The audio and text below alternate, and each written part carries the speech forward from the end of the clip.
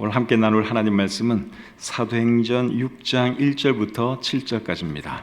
그때에 제자가 더 많아졌는데 헬라파 유대인들이 자기의 과부들이 매일의 구제에 빠짐으로 히브리파 사람을 원망하니 12사도가 모든 제자를 불러 이르되 우리가 하나님의 말씀을 제쳐놓고 접대를 일삼는 것이 마땅하지 아니하니 형제들아 너희 가운데서 성령과 지혜가 충만하여 칭찬받는 사람 7을 택하라. 우리가 이 일을 그들에게 맡기고 우리는 오로지 기도하는 일과 말씀 사역에 힘쓰리라 하니 온 무리가 이 말을 기뻐하여 믿음과 성령이 충만한 사람 스데반과 또 빌립과 브로고로와 니가노르와 디몬과 바메나와 유대교에 입교했던 안디옥 사람 니골라를 택하여 사도들 앞에 세우니 사도들이 기도하고 그들에게 안수하니라. 하나님의 말씀이 점점 왕성하여 예루살렘에 있는 제자의 수가 더 심히 많아지고 허다한 제사장의 무리도 이 도에 복종하니라. 아멘. 오늘은 사도행전 6장 1절부터 7절까지의 말씀을 본문으로 해서 위기는 기회가 되고 이런 제목으로 말씀 전하기를 원합니다. 예루살렘 교회는 빠르게 성장하는 교회지만 한 번씩 어려움을 겪기도 했습니다. 외부로부터 핍박당하기도 했고 또 내부로부터 어려운 일이 생기기도 했습니다. 그럴 때마다 교회는 어려움을 잘 극복했고 극복할 때마다 교회는 더 크게 부흥했습니다. 오늘 이 본문 내용도 그런 것을 보여주는 내용입니다. 이 본문을 보면 예루살렘 교회에 어떤 어려움이 있었는가 하면 성도들 간에 원망하는 일이 있었습니다. 1절 말씀을 다시 보겠습니다. 그때에 제자가 더 많아졌는데 헬라파 유대인들이 자기의 과부들이 매일의 구제에 빠짐으로 히브리파 사람을 원망하니. 제자의 수가 더 많아진 건 정말 좋은 일인데 사람이 많아지다 보니까 어떤 일이 생겼어요? 헬라파 유대인들이 히브리파 유대인들을 원망하는 일이 생겼죠. 헬라파 유대인들은 어떤 유대인들인가 하면 헬라어를 주로 사용하는 유대인들을 말합니다. 원래 유대인들의 언어는 히브리어지요. 그런데 그 당시는 이제 로마가 세상을 지배하고 있었고 또 로마 전에는 그리스가 세상을 지배하고 있었죠. 그래서 그 당시 사람들은 주로 헬라 문화 그리고 헬라 언어에 익숙했습니다. 로마가 실제로 정복하고 또 다스렸지만 로마보다도 문화나 언어 이런 것은 로마 제국 전에 있었던 헬라의 영향을 더 많이 받았어요. 그래서 그 당시에는 헬라어가 오늘날로 하면 영어와 같은 그런 국제 통용어였습니다. 그래서 유대인들 중에도 이제 이 헬라어를 쓰는 사람들이 굉장히 많았어요. 특별히 외국에서 살다가 이스라엘에 들어온 사람들은 그런 사람들은 거의 히브리어보다도 헬라어를 주로 많이 사용했죠. 그리고 이방인들 중에도 유대교로 개종해서 또 유대교인이 된 그런 사람들도 있죠. 그러다가 예수 믿은 사람들은 또 그들도 당연히 헬라어가 훨씬 더 수월했을 겁니다. 그런 사람들이 헬라파 유대인들이에요. 그리고 히브리파 유대인들은 히브리어를 주로 사용하는 그런 유대인들을 말하는 것이죠. 근데 더 정확하게 말하면 아람어를 사용하는 유대인들입니다. 그 당시 유대인들이 사용하던 언어는 엄격히 말하면 히브리어가 아니라 아람어였습니다. 신약 성경에도 아람어가 꽤 나오는데 예를 들면 달리다굼, 에바다, 열려라 하는 뜻이죠. 에바다, 엘리 엘리 라마 사박다니 이런 것이 다 히브리어가 아니라 아람어입니다. 그리고 골고다 언덕에서 예수님이 돌아가셨죠. 골고다는 해골이라고 하는 의미인데 골고다도 사실은 히브리어가 아니라 아람어입니다. 그리고 우리 헬라어 신약 성경에 보시면 마라나타라고 하는 단어가 나옵니다. 우리 개역 개정판 성경에는 그걸 그냥 해석을 해서 주여 오시옵소서 그렇게 번역을 했는데 헬라어 성경에 보시면 마라나타 하는 그런 단어가 나와요. 여러분들이 많이 들어보신 단어죠. 마라나타도 히브리어가 아니라 아람어입니다. 그리고 우리 성경에 보면 하나님을 아바 아버지라 부른다 하는 이런 표현이 나오죠. 아바는 아버지라는 뜻인데 그 아바도 아람어예요. 아버지라는 뜻의 아람어입니다. 히브리어의 아버지는 뭘까요? 아브예요. 아브. 아람어는 아바. 다르죠? 그래서 우리 신약 성경에 여러분들이 히브리어를 알고 있는 그런 단어들이 사실은 아람어다 하는 것이죠. 아람어는 아람 사람들이 쓰던 언어인데 우리 성경에도 아람 사람들이 조금 나오죠. 여러분들이 알고 있는 아람 사람 누구 있습니까? 아람 장군 나만, 그 사람이 아람 사람이죠. 그리고 또 누가 아람 사람인가 하면 리브가, 그리고 리브가의 오빠 라반, 아람 사람이에요. 아람 사람. 창세기 31장 20절을 보시면 라반에 대해서 야곱의 장인이죠. 장인이자 외삼촌이죠. 그 사람을 아람 사람 라반, 그렇게 표현을 하고 있습니다. 그래서 리브가, 라반, 이런 사람도 사실은 아람 사람이에요. 그래서 이 아람 사람들이 이제 여기저기 흩어져서 살던 언어가 이 아람어인데, 예수님 당시에 사람들이 주로 어떤 언어를 썼느냐? 아람어를 사용했습니다. 아람어는 알파벳이나 문법 체계가 히브리어하고 거의 비슷해요. 그런데 다른 언어입니다. 이스라엘 사람들은 언제부터 아람어를 썼을까요? 옛날에는 히브리어를 썼는데 어느 순간부터 이제 아람어를 쓰게 되었는데, 언제부터 아람어를 쓰게 되었는가 하면 바벨론으로 포로로 끌려가면서부터 아람어를 쓰기 시작했습니다. 다니엘서 2장 4절에 보시면 이런 말씀이 있죠. 갈대아 술사들이 아람말로 왕에게 말하되, 아람말로 술사들이 왕에게 말을 했다, 그렇게 말을 하고 있습니다. 왜 아람어로 말을 했는가 하면 바벨론 언어가 따로 있었는데 그 당시에는 여러 나라에서 온 사람들이 거기에 모여 있었거든요. 그러니까 모든 사람들이 다 알아듣는 말이 뭐였는가 하면 그 당시에는 아람어였어요. 그 당시에는 아람어가 오늘날의 영어와 같은 그런 언어였습니다. 그래서 유대인들이 바벨론으로 포로로 끌려가서 이제 주로 썼던 언어가 뭔가 하면 아람어였습니다. 근데 70년이 지나고 다시 유대 땅으로 돌아왔죠. 돌아온 이스라엘 사람들이 어떤 언어를 쓰느냐? 히브리 말은 다 까먹었어요. 그리고 아람어를 그들이 쓰기 시작해서 예수님 당시에도 히브리어를 쓴 것이 아니라 아람어를 썼다 하는 것입니다. 우리나라도 36년간 일제 치하에 있었는데 36년 지나는 동안 한국말을 많이 까먹은 사람도 있고 또 일본말이 상당히 수월해진 그런 우리 어른들도 많이 계시잖아요. 저희 부모님도 제가 어릴 때 두 분이서 어떤 비밀 얘기를 할 때는 일본말로 하셨던 것이 기억이 납니다. 그러니까 일본말이 그만큼 이제 수월해진 거예요. 36년 동안 우리나라가 일제 치하에 있었는데도 불구하고 일본 사람들이 우리나라 언어를 일본말로 바꿔놓은 거예요.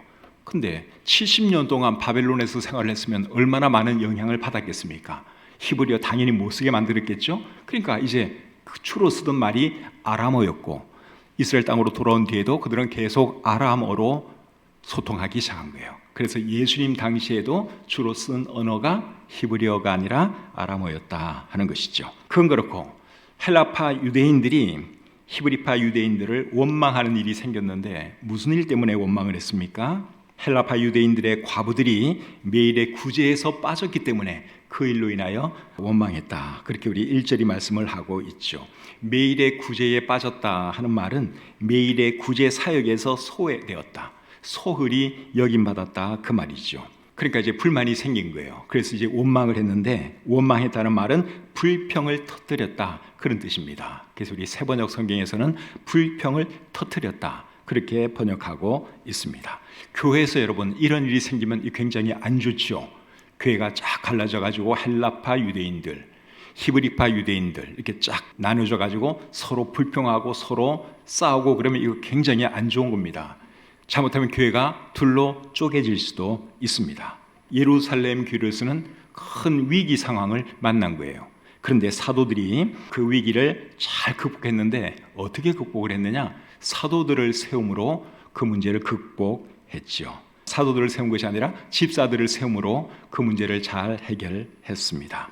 집사들을 세우니까 이제 문제도 해결되었고, 그리고 교회도 더 부흥하기 시작했죠. 우리 7절 말씀을 같이 한번 읽어보겠습니다. 하나님의 말씀이 점점 왕성하여 예루살렘에 있는 제자의 수가 더 심히 많아지고 허다한 제사장의 무리도 이 도에 복종하니라. 놀라운 일이 일어났죠. 집사님들을 세우니까 이제 사도들이 온전히 말씀을 준비하고 열심히 사역하고 하니까 교회가 놀랍게 부흥했습니다. 예루살렘 교회의 위기가 결국 뭐가 된 겁니까? 기회가 된 것이죠. 집사들을 세우는 기회가 되었고 복음을 더 강력하게 증거하는 그런 기회가 되었습니다. 사도들이 집사들을 어떻게 세우는지 2절부터 4절 제가 다시 한번 읽어보겠습니다. 12사도가 모든 제자를 불러 이르되 우리가 하나님의 말씀을 제쳐놓고 접대를 일삼는 것이 마땅하지 아니하니 형제들아 너희 가운데서 성령과 지혜가 충만하여 칭찬받는 사람 7을 택하라. 우리가 이 일을 그들에게 맡기고 우리는 오로지 기도하는 일과 말씀 사역에 힘쓰리라 하니. 이 말씀을 보면 지금까지는 접대하고 봉사하는 일을 누가 한 겁니까? 사도들이 한 거예요. 2절에 접대라는 단어가 나오는데 여기서 접대는 식탁을 섬기는 것을 의미합니다. 음식과 관련해서 섬기는 것일 수도 있고 또 재정 출납과 관련해서 섬기는 것일 수도 있습니다.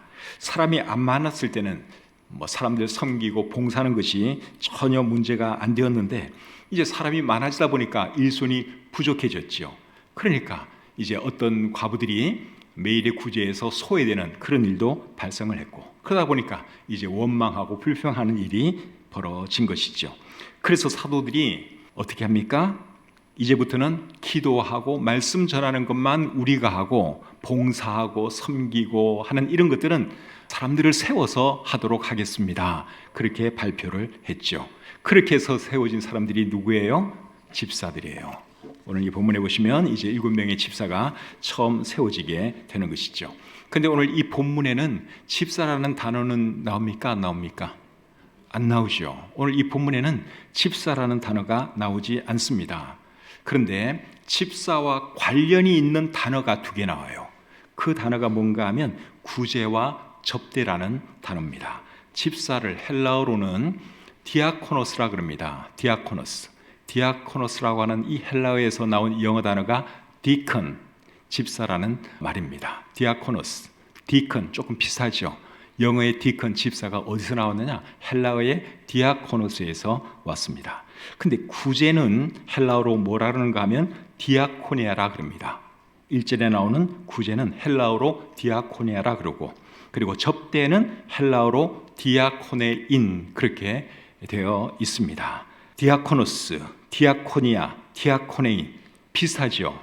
느낌이 비슷하죠? 이게 그 어원이 같아서 그런 것입니다.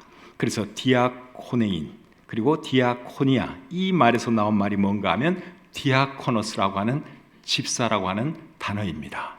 이해가 되시죠? 그래서 오늘 이 본문에는 집사라는 직접적인 단어는 없지만 집사와 관련 있는 단어가 2개가 나오기 때문에 이분들이 결국은 초대교회의 집사들이었구나 하는 것을 우리가 알 수 있는 것이죠. 성경이 말하는 교회 직분에는 2가지가 있는데 성경이 말하는 직분 2가지는 뭐죠? 목사와 집사지요. 빌립보서 1장 1절에 보시면 교회의 구성원들을 셋으로 말을 하고 있는데 성도, 감독, 집사 이렇게 셋으로 모든 성도를 그렇게 분류하고 있습니다.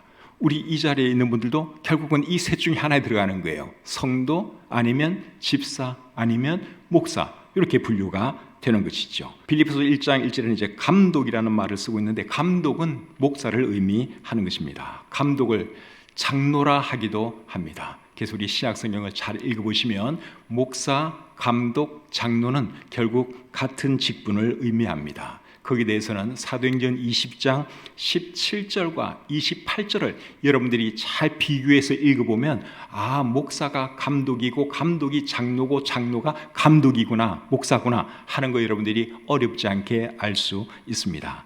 그래서 우리 성경은 목사와 집사의 직분을 말하고 있다 하는 것이죠. 그리고 디모데전서 3장에 보시면 감독과 집사의 자격에 대해서도 설명을 하고 있습니다. 디모데전서 3장에 나오는 그 감독도 물론 목사를 의미하는 것이죠. 그래서 성경이 말하는 교회 직분은 목사와 집사입니다.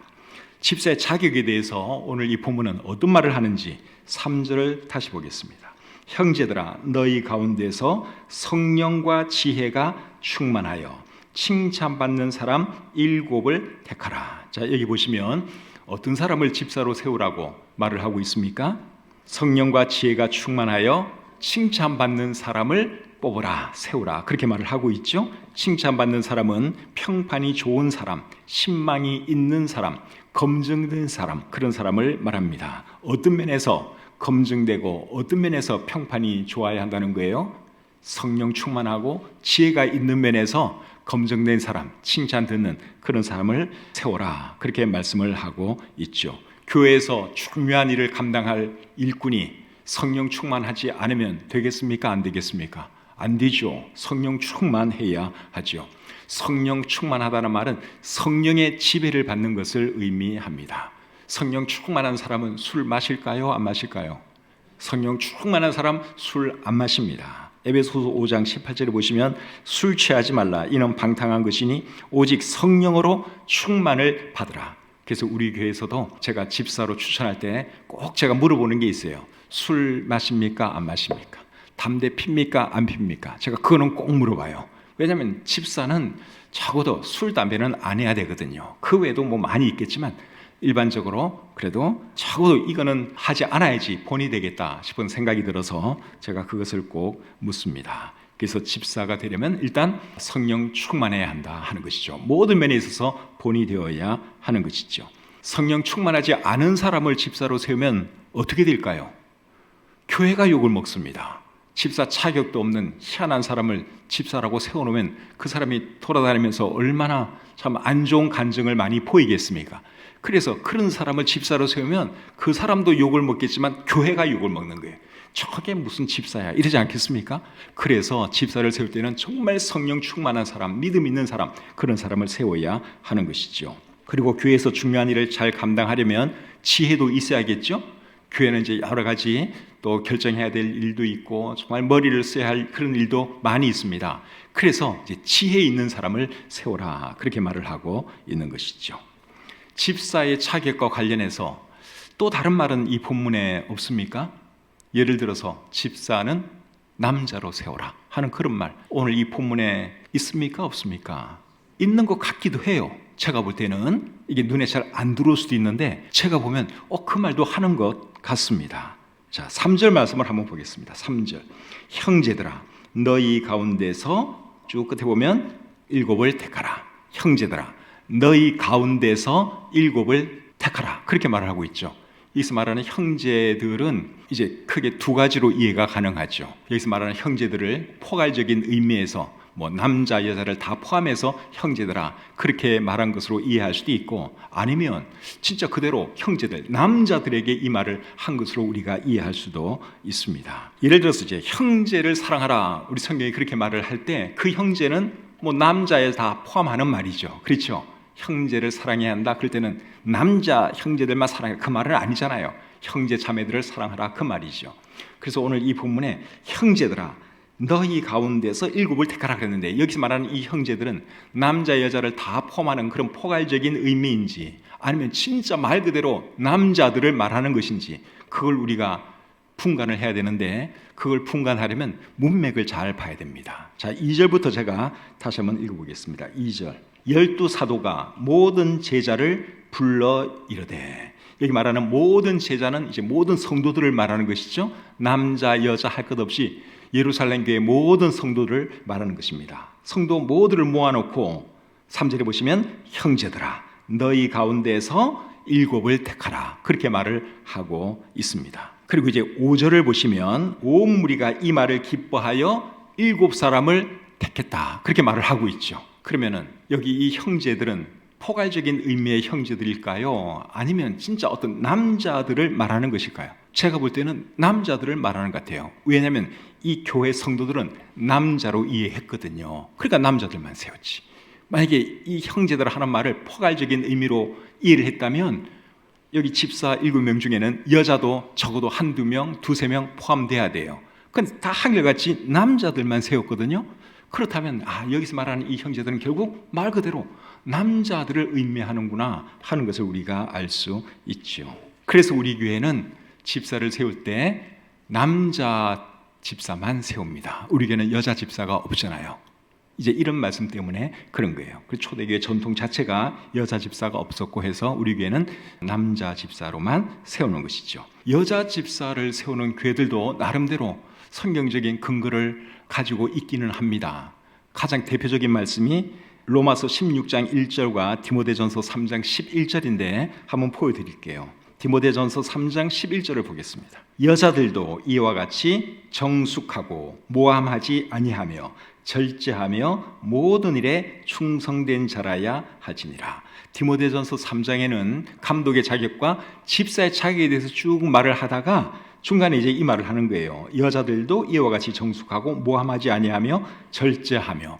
예수 말하는 이 여자들을 누구로 볼 거냐 하는 이제 이런 해석에 문제가 생기는데, 여자 집사들을 세워도 괜찮다 하는 분들은 이 여자들을 여자 집사로 해석을 하지요. 근데 제가 볼 때는 이 여자들은 집사의 아내들을 말하는 겁니다. 그 다음 절을 보면 알 수 있어요. 그 다음 절입니다. 집사들은 한 아내의 남편이 되어 자녀와 자기 집을 잘 다스리는 자일지니. 여자들도 이 말을 하고 나서 그 다음에 또 다시 이제 남자 집사들 얘기를 하고 있죠. 집사들은 한 아내의 남편이 되어야 하며 자기 집을 잘 다스려야 한다, 이렇게 말하는 것을 볼 때 문맥적으로 쭉 보면 11절에서 말하고 있는 이 여자들은 여자 집사들이 아니라 집사의 아내들이로구나 하는 것을 우리가 알 수 있습니다. 그리고 로마서 16장 1절도 이제 여자 집사에 대해서 많이 사용하는 구절인데, 로마서 16장 1절은 이렇게 기록되어 있죠. 내가 갱그레아 교회의 일꾼으로 있는 우리 자매 베베를 너희에게 추천하노니. 베베라는 자매에 대한 말씀인데, 이 자매를 일꾼이라고 말씀을 하고 있죠. 일꾼이라고 하는 단어가 헬라어에는 디아코논이라고 되어 있어요. 디아코논. 아까 집사가 헬라어로 뭐라 그런다 그랬죠? 디아코노스. 디아코노스의 이제 여성형이 디아코논인데, 그러니까 우리 개역개정판 성경에서는 일꾼으로 이렇게 번역을 했지만 이 말은 또 집사로도 번역은 가능한 단어예요. 그래서 이제 이런 단어를, 이런 말씀을 근거로 해서 봐라, 베베도 여집사 아니었느냐, 그러면서 이제 여집사에 대해서 또 세워도 되는 것으로 그렇게 인식하는 분들도 많이 계십니다. 근데 제 생각에는 확실하지 않은 부분에 대해서는 조금 더 확실한 쪽을 선택하는 것이 바른 성경 해석이라고 생각이 듭니다. 생각해 보면 사실은 애매모호한 이런 것도 꽤 많이 있어요. 이 말씀을 보면 이런 것 같고, 저 말씀을 보면 저런 것 같고, 그런 게 가끔 있죠. 그럴 때는 더 확실한 쪽을 선택하는 것이 맞습니다. 여덟은 이것을 말하고 둘은 저것을 말한다면 둘보다는 여덟 쪽을 선택하는 것이 맞지요. 그게 안전한 거예요. 그래서 우리 교회는 어쨌든 여자 집사는 세우지 않는다 하는 것이죠. 권사 직분도 우리 교회는 없는데 권사를 세우지 않는 것도 똑같습니다. 성경에 권사가 없기 때문에 그런 겁니다. 자, 집사의 역할이 무엇인지 3절 하반절과 4절 다시 한번 읽어보겠습니다. 이번에는 집사의 역할입니다. 3절 하반절. 우리가 이 일을 그들에게 맡기고 우리는 오로지 기도하는 일과 말씀 사역에 힘쓰리라 하니. 자, 이 말씀에 의하면 집사의 역할은 뭡니까? 교회의 지도자들이 기도하는 일과 말씀 사역을 잘 감당할 수 있도록 돕는 것이 집사의 역할인 것을 우리가 알 수 있지요. 어떤 사람들은 집사의 역할을 목사를 견제하는 것으로 인식하는 그런 분들도 간혹 계시더라고요. 집사가 목사를 견제해야 된다, 그렇게 생각하는 분들도 간혹 계시는데 그렇지 않습니다. 집사의 역할은 목사를 돕는 겁니다. 교회 영적인 지도자들을 돕는 것이 집사의 역할이에요. 집사의 역할은 가정에서 아내의 역할과 비슷하다고 보시면 그게 정확하게 이해하는 겁니다. 여러분, 아내의 역할은 남편을 견제하는 것이 아니라 뭐 하는 것이죠? 남편을 돕는 것이요. 창세기 2장 20절을 보시면 아내에 대해서 돕는 배필이라 그랬어요. 그래서 아내의 하는 일이 남편을 잘 돕는 것인 것처럼 교회에서는 집사님들이 목사를 잘 도와주는 그것이 집사가 해야 할 일이다 하는 것이죠. 우리 교회 집사님들은 저를 너무너무 잘 도와주고 계세요. 뭐 차량 운행부터 해가지고 주차 안내, 뭐 봉사 등등 여러 가지 일들을 우리 집사님들이 해주고 계시는데 제가 얼마나 감사한지 모릅니다. 그렇게 해주시면 제가 이제 말씀 사역이라든가 기도 사역, 영혼들 돌보는 거 이런 것을 더 잘할 수가 있죠. 그래서 우리 교회 집사님들 참 귀한 분들이고 너무너무 고맙습니다. 그리고 오늘 이 본문에 보시면 사도들이 집사를 몇 명 세우라 그랬죠? 7명을 세우라. 집사를 7명 세우라 그렇게 표시는 않았고 어쨌든 이제 봉사하고 또 일할 사람 7을 택하라 그렇게 말씀을 했지요. 예루살렘 교회는 굉장히 큰 교회입니다. 수만 명이 모이는 엄청난 큰 교회예요. 오늘날에도 수만 명 모이는 교회가 많이 있지만 그 당시 수만 명이 모이는 이런 교회는 오늘날의 수만 명하고는 이게 또 차원이 다르죠. 근데 집사는 이제 7명밖에 안 돼요. 이런 거 보면 우리 한국에 있는 교회들은 집사가 너무 많은 것 같지 않습니까? 이렇게 보면 교회마다 가보면 다 집사예요. 다 집사. 집사 아닌 사람은 몇 없어. 어제 온 사람, 지난주에 온 사람, 몇 사람 빼놓고는 다 집사예요. 왜 그렇게 집사를 많이 줄까요? 제 생각에는 집사 직분을 줘서 교회 붙들으려는 마음 때문에 그런 게 아닌가 하는 생각이 듭니다. 그렇지 않기를 바라지만 그냥 교회 조금 나면 한 2, 3개월, 3, 4개월 나오면 집사 되는 거예요, 그냥. 근데 성경이 말하는 집사는 그런 것이 아닙니다. 여기 보시면 정말 신실한 사람들이고, 그리고 그 큰 교회에 집사가 7명밖에 없었어요. 그러니까 집사 직분은 함부로 남발하는 그런 것이 아닌 것이죠. 예루살렘 교회가 세운 집사님들이 이제 어떤 분들인지 5절, 6절 보겠습니다. 온 무리가 이 말을 기뻐하여 믿음과 성령이 충만한 사람 스데반과 또 빌립과 브로고로와 니가노르와 디몬과 바메나와 유대교에 입교했던 안디옥 사람 니골라를 택하여 사도들 앞에 세우니 사도들이 기도하고 그들에게 안수하니라. 여기에 7사람의 이름이 나와 있죠. 7사람 중에서 첫 번째로 이름이 나온 사람이 누구예요? 스데반이죠. 스데반 이분은 기독교 역사 가운데 첫 번째 순교자가 됩니다. 오늘 본문 그 다음에 이제 바로 스데반 집사님에 대한 이야기가 나와요. 두 번째로 나오는 사람은 누굽니까? 빌립 집사님이죠. 이 빌립 집사님은 오늘 이 본문 뒤에 스데반 집사님 이야기 뒤에 빌립 집사님의 이야기가 나오는데 이분은 또 놀라운 복음 전도자가 되지요. 그리고 나머지 분들에 대해서는 우리 성경에 어떤 일을 했는지 어떻게 섬겼는지 나와 있지 않습니다. 그러나 이분들이 참 신실하게 예루살렘 교회를 잘 섬겼다고 믿습니다. 그리고 이 7사람에 대해서 사도들이 기도를 해주고 안수했다 그렇게 말씀을 하고 있는데, 안수를 한 이유는 뭐겠어요?